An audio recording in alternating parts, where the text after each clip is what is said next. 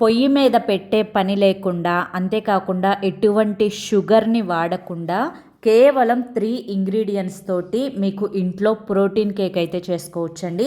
దానికోసం నేను శనగలు ఉంటాయి కదా, ఆ శనగల్ని చక్కగా మిక్సీ పట్టుకున్నాను.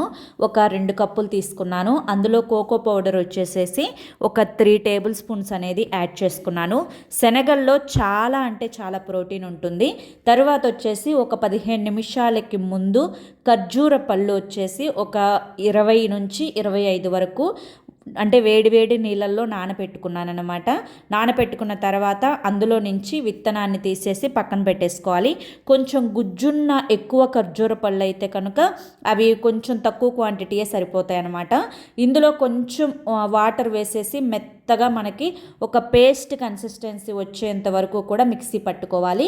ఇప్పుడు కోకో పౌడర్, శనగలు 2 పౌడర్ లాగా చేసుకున్నాం కదా, అందులో ఈ డేట్స్ వేసుకొని అంటే ఆ ఖర్జూరాల గుజ్జును వేసుకొని చక్కగా కలిపేసేసుకొని ఏదన్నా ఒక పేపర్ మీద అంటే మనకి ఆయిల్ రాసిన లేదంటే గీ రాసిన పేపర్ ఉంటుంది కదా, ఆ పేపర్ మీద చక్కగా కేక్ లాగా స్ప్రెడ్ చేసుకొని పైన డార్క్ చాక్లెట్ సిరప్ అనేది వేసుకొని మీకు నచ్చిన డ్రై ఫ్రూట్స్ ఏవైతే ఉన్నాయో వాటన్నింటితోటి గార్నిష్ చేసుకొని ఒక 15 నిమిషాలు ఫ్రిడ్జ్లో పెట్టుకొని పిల్లలకి ఇవ్వండి.